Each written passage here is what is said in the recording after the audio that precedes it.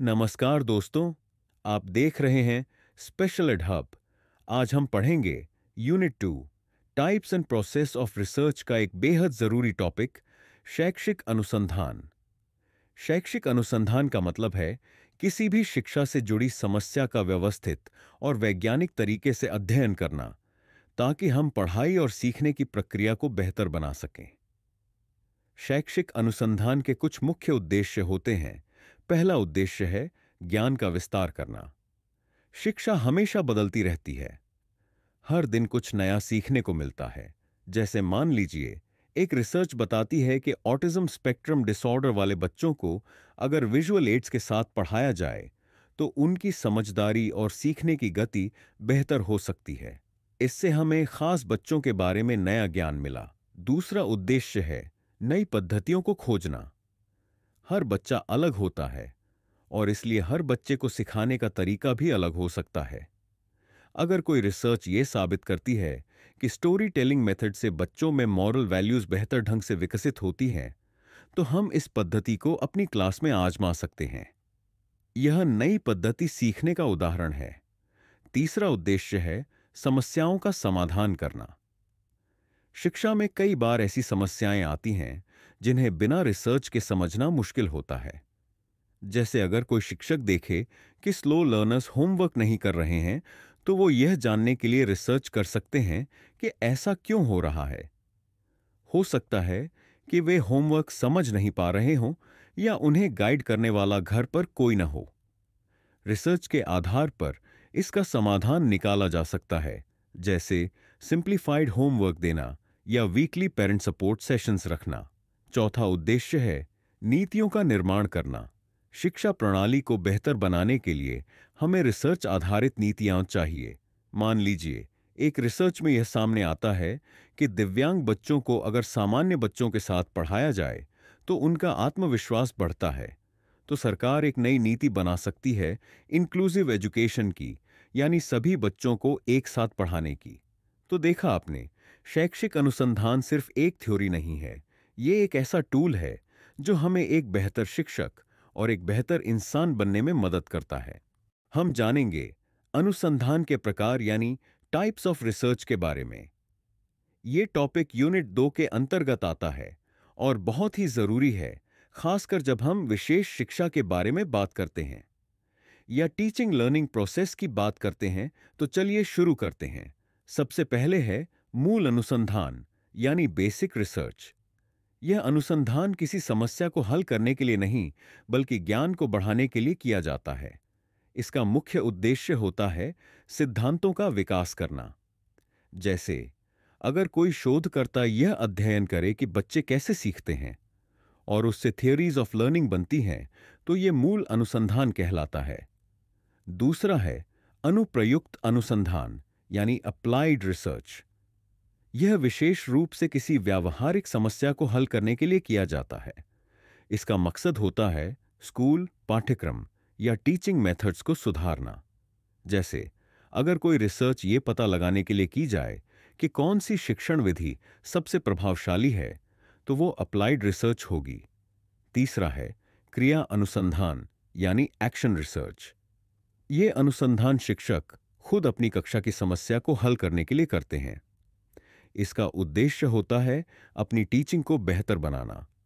जैसे अगर एक शिक्षक देखता है कि बच्चे ध्यान नहीं दे रहे, तो वो खुद छोटे स्तर पर रिसर्च करता है कि कौन सा तरीका अपनाने से बच्चे ध्यान देंगे। ये एक्शन रिसर्च है। अब बात करते हैं गुणात्मक अनुसंधान यानी गुणात्मक अनुसंधान की। इसमें शब्दों, विचारों, अनुभवों और व्यवहार का अध्ययन किया जाता है। जैसे अगर हम जानना चाहें कि किसी विशेष जरूरत वाले बच्चे को इंक्लूसिव क्लासरूम में कैसा अनुभव हो रहा है, तो हम इंटरव्यू या ऑब्जर्वेशन के जरिए डेटा इकट्ठा करते हैं। यह क्वालिटेटिव रिसर्च होती है। इसके उलट होता है मात्रात्मक अनुसंधान यानी क्वांटिटेटिव रिसर्च। इसमें संख्याओं और आंकड़ों का इस्तेमाल होता है। जैसे अगर हम यह जानना चाहें कि किसी टेस्ट में बच्चों के स्कोर क्या हैं, औसत क्या है, या किस ग्रुप का परफॉर्मेंस बेहतर है, तो वो क्वांटिटेटिव रिसर्च होगी। अब है अन्वेषणात्मक अनुसंधान यानी एक्सप्लोरेटरी रिसर्च। ये तब किया जाता है जब कोई नई समस्या सामने आती है और हम उसके बारे में ज्यादा नहीं जानते। इसका मकसद है उस समस्या को समझना, गहराई से देखना। इसके बाद आता है वर्णनात्मक अनुसंधान यानी डिस्क्रिप्टिव रिसर्च। ये किसी घटना या स्थिति का पूरा विवरण देता है। जैसे अगर हम जानना चाहें कि किसी स्कूल में विशेष जरूरत वाले बच्चों के लिए कौन कौन सी सुविधाएं हैं, तो उसे डिटेल में डिस्क्राइब करना ही डिस्क्रिप्टिव रिसर्च है। अब बात करते हैं निदानात्मक अनुसंधान यानी डायग्नोस्टिक रिसर्च की। इसका मकसद होता है किसी समस्या की जड़ तक पहुंचना और उसका कारण पता करना। जैसे अगर कोई बच्चा लगातार पिछड़ रहा है, तो हम रिसर्च करके उसकी वजह जानने की कोशिश करते हैं। यह डायग्नोस्टिक रिसर्च कहलाता है। और आखिरी है मूल्यांकनात्मक अनुसंधान यानी इवैल्यूएटिव रिसर्च। इसका काम होता है किसी नीति या कार्यक्रम की इफेक्टिवनेस को जांचना। जैसे सरकार ने अगर कोई नई शिक्षा नीति लागू की है, तो हम रिसर्च करके ये जान सकते हैं कि वो नीति कितना असरदार साबित हुई। ये इवैल्यूएटिव रिसर्च कहलाएगी। तो दोस्तों, ये थे अनुसंधान के 9 मुख्य प्रकार। हर एक का अपना मकसद है और इन सभी का इस्तेमाल हम शिक्षा को बेहतर बनाने में कर सकते हैं। हम बात करेंगे अनुसंधान की प्रक्रिया यानी प्रोसेस ऑफ रिसर्च के बारे में। रिसर्च कोई एक दिन का काम नहीं होता। ये एक स्टेप बाय स्टेप प्रक्रिया होती है जिसे ए से लेकर एच तक 8 मुख्य चरणों में समझा जा सकता है। तो चलिए शुरू करते हैं। सबसे पहला चरण है ए, आइडेंटिफाई द प्रॉब्लम, यानी सबसे पहले उस समस्या को पहचानना जो समाधान चाहती है। जैसे एक शिक्षक को लग रहा है कि बच्चे क्लास में कम बोलते हैं, तो ये एक समस्या हुई जिस पर रिसर्च की जा सकती है। अब आता है B, review of related literature. इसमें हम पहले से किए गए शोध या रिपोर्ट्स को पढ़ते हैं जो उस समस्या से जुड़ी हों। जैसे कि पहले किन किन अध्यापकों ने इस विषय पर क्या क्या लिखा है, क्या प्रयोग किए हैं, वो सब समझते हैं। तीसरा चरण है सी, डिफाइन द प्रॉब्लम, यानी अब हम उस समस्या को स्पष्ट रूप से परिभाषित करते हैं। उदाहरण के लिए 5वीं कक्षा के छात्र कम बोलते हैं क्योंकि वे आत्मविश्वासी नहीं हैं। अब ये एक साफ सुथरा और सीमित दायरे वाली समस्या बन गई। इसके बाद है डी फॉर्मुलेट हाइपोथेसिस यानी परिकल्पना बनाना, एक अनुमान लगाना कि समस्या का क्या कारण हो सकता है या समाधान क्या हो सकता है। जैसे अगर छात्रों को ग्रुप में बोलने का मौका दिया जाए तो वे ज्यादा सक्रिय हो सकते हैं। अब आता है ई, रिसर्च डिजाइन तैयार करना। इसमें तय किया जाता है कि रिसर्च कैसे होगी, कौन कौन से बच्चे शामिल होंगे, किस जगह पर होगा, कितना समय लगेगा, कौन सा टूल यूज होगा, जैसे कि प्रश्नावली, चेकलिस्ट, ऑब्जर्वेशन वगैरह।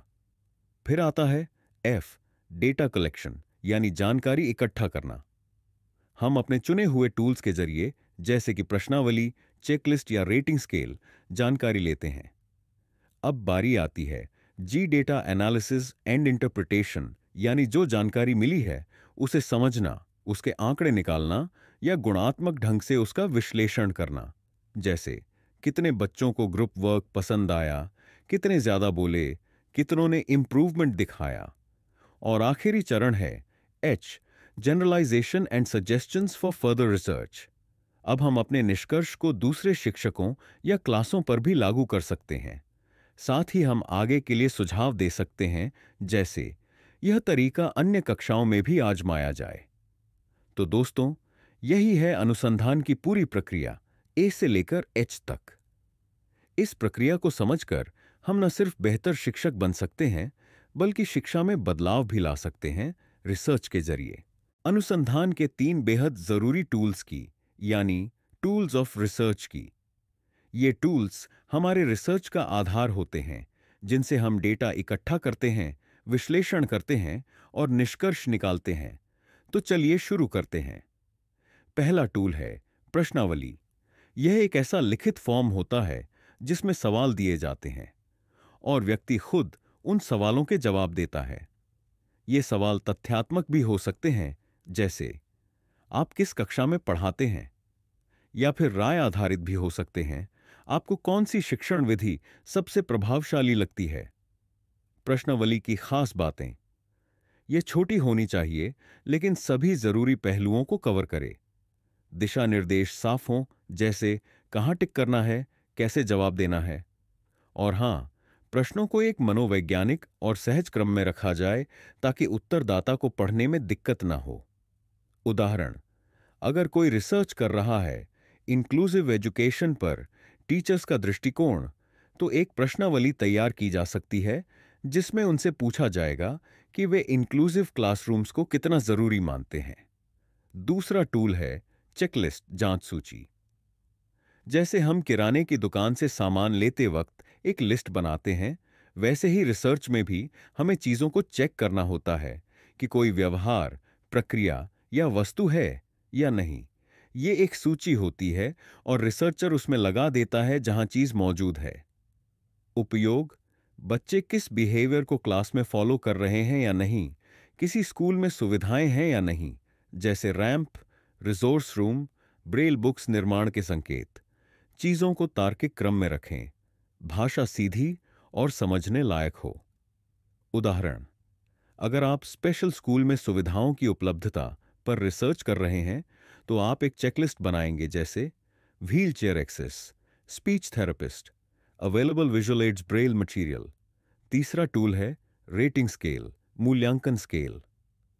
जब हमें किसी चीज का मूल्यांकन करना होता है, अच्छा, औसत, खराब, तब हम रेटिंग स्केल का इस्तेमाल करते हैं।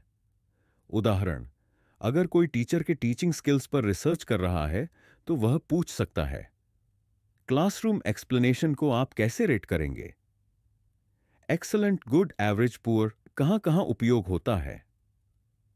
शिक्षक के प्रदर्शन को मापने में, किसी छात्र की पर्सनैलिटी या इमोशनल इंटेलिजेंस को समझने में पाठ्यक्रम के प्रभाव को रेट करने में। उदाहरण, इंक्लूसिव एजुकेशन पर वर्कशॉप के बाद आप प्रतिभागियों से रेटिंग मांग सकते हैं। वर्कशॉप की उपयोगिता कैसी लगी? और उत्तर हो सकते हैं very useful, useful, not useful. तो दोस्तों, यही थे 3 मुख्य अनुसंधान उपकरण। क्वेश्चनेयर, जब व्यक्ति खुद जवाब दे; चेकलिस्ट, जब सिर्फ उपस्थिति या अनुपस्थिति दर्ज हो; रेटिंग स्केल, जब किसी बात का मूल्यांकन करना हो। इन टूल्स के सही इस्तेमाल से रिसर्च को न केवल सटीक बनाया जा सकता है, बल्कि उसे उपयोगी और विश्वसनीय भी। एक्शन रिसर्च क्या है? जब कोई शिक्षक अपनी कक्षा की किसी समस्या को हल करने के लिए खुद अनुसंधान करता है, उसे हम एक्शन रिसर्च कहते हैं। यह रिसर्च प्रैक्टिकल होती है, कम खर्चीली होती है, और इसका मकसद होता है टीचिंग लर्निंग प्रोसेस में सुधार लाना। एक्शन रिसर्च के स्टेप्स एक एक करके समझते हैं। एक समस्या की पहचान, आइडेंटिफिकेशन ऑफ प्रॉब्लम। सबसे पहले हमें उस क्लासरूम प्रॉब्लम को पहचानना होता है, जैसे बच्चे गृह कार्य नहीं करते, कुछ बच्चे पढ़ाई में पीछे हैं, या इंक्लूसिव क्लास में इंटरैक्शन नहीं हो रहा। दो, समस्या की परिभाषा व सीमांकन, डिफाइनिंग एंड डिलिमिटिंग द प्रॉब्लम। अब इस समस्या को साफ साफ शब्दों में परिभाषित करें। कौन सी कक्षा, कौन से बच्चे, कितनी बार। जैसे कक्षा 5 के 10 बच्चों द्वारा नियमित गृह कार्य न करना। 3 कारणों का विश्लेषण, एनालाइजिंग कॉजेस। इस समस्या के पीछे क्या कारण हो सकते हैं? क्या बच्चे होमवर्क समझ नहीं पाते? क्या उनके पास समय नहीं होता? या घर पर मदद नहीं मिलती? 4, परिकल्पना निर्माण, फॉर्मुलेटिंग हाइपोथेसिस। अब एक अनुमान लगाइए कि समस्या क्यों हो रही है। जैसे, अगर बच्चों को होमवर्क करने में माता पिता का सहयोग मिले, तो उनकी नियमितता बढ़ेगी। 5, कार्य योजना तैयार करना, डिजाइन फॉर टेस्टिंग।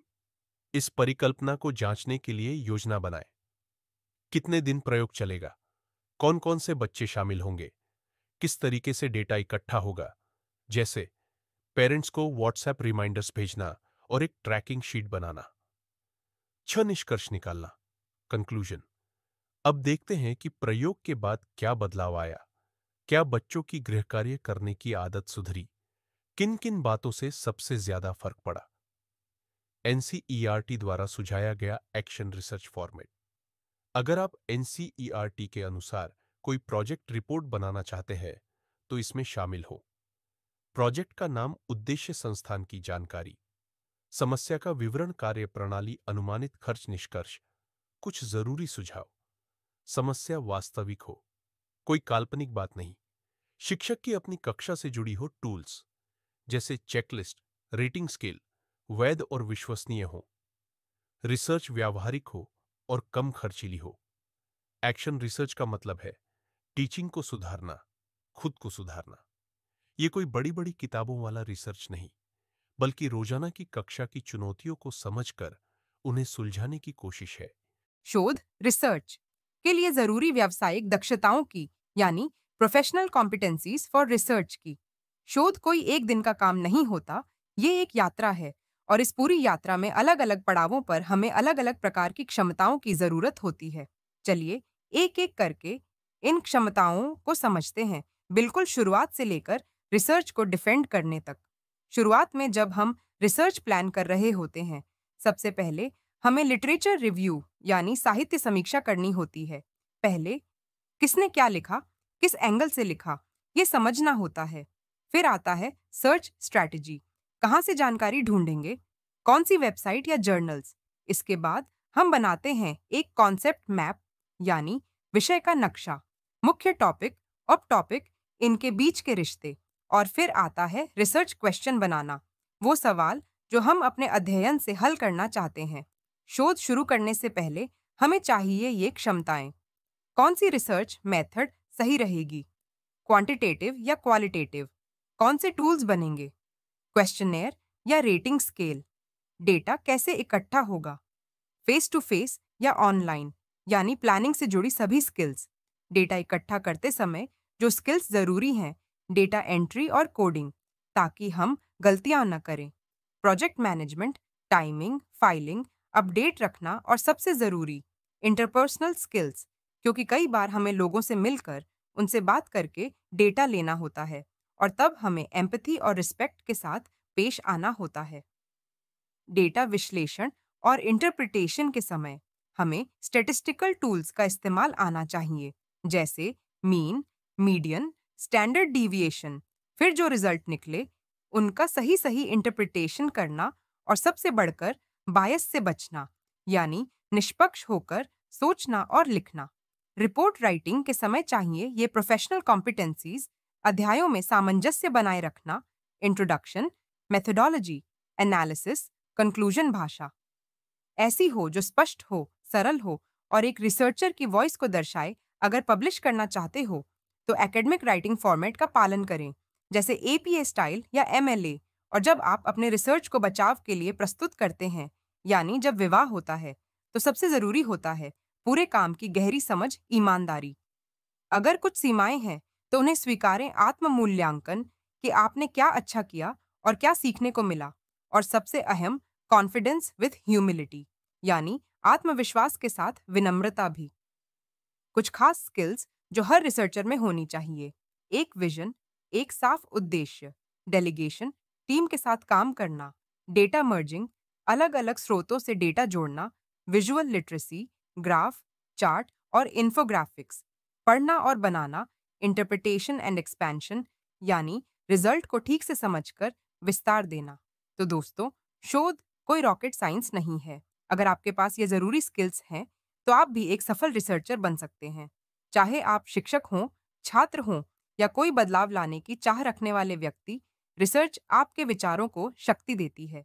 तो दोस्तों, इस पूरे यूनिट में हमने जाना अनुसंधान के प्रकारों को, जैसे मौलिक, अनुप्रयुक्त, क्रिया अनुसंधान, गुणात्मक और मात्रात्मक आदि। फिर सीखा अनुसंधान की पूरी प्रक्रिया, ए से एच तक हर स्टेप। उसके बाद जाना अनुसंधान के उपकरणों के बारे में, प्रश्नावली, चेकलिस्ट और मूल्यांकन स्केल। फिर देखा एक्शन रिसर्च का ढांचा और अंत में बात की उन पेशेवर क्षमताओं की जो एक सफल शोधकर्ता के लिए जरूरी होती है। चेक योर प्रोग्रेस, अपनी प्रगति जांचें। अब खुद से पूछिए, क्या आप इन सवालों के जवाब दे सकते हैं? एक शिक्षा में अनुसंधान के 2 मुख्य प्रकार बताइए, उनके गुण लिखिए। उदाहरण: मौलिक अनुसंधान, बेसिक रिसर्च, ज्ञान के विस्तार हेतु सिद्धांत निर्माण। अनुप्रयुक्त अनुसंधान, अप्लाइड रिसर्च, व्यावहारिक समस्याओं को हल करने हेतु समाधान केंद्रित। 2 मौलिक और अनुप्रयुक्त अनुसंधान में 5 अंतर लिखिए, जैसे उद्देश्य, प्रयोग की संभावना, परिणाम की प्रकृति, समय सीमा और जमीनी असर। 3 प्रश्नावली क्या होती है? इसकी 2 विशेषताएं लिखिए। उत्तरदाता द्वारा स्वयं भरी जाने वाली सूची। विशेषताएं: संक्षिप्त लेकिन व्यापक स्पष्ट निर्देश और मनोवैज्ञानिक क्रम। 4 एक्शन रिसर्च का खाका लिखिए, जैसे समस्या की पहचान, सीमांकन, कारण विश्लेषण, परिकल्पना, कार्य योजना, निष्कर्ष। 5 अनुसंधान के लिए कुछ व्यावसायिक दक्षताओं को सूचीबद्ध कीजिए। उदाहरण: साहित्य समीक्षा, डेटा विश्लेषण, रिपोर्ट लेखन, इंटरपर्सनल स्किल्स, विजुअल लिटरेसी। अगर आप इन सभी सवालों के जवाब दे सकते हैं, तो समझिए कि आपने यूनिट 2 को अच्छे से समझ लिया है। वीडियो पसंद आए तो लाइक करें, सब्सक्राइब करें स्पेशल एड हब को और कमेंट करके बताएं कि अगला लेसन किस टॉपिक पर चाहिए।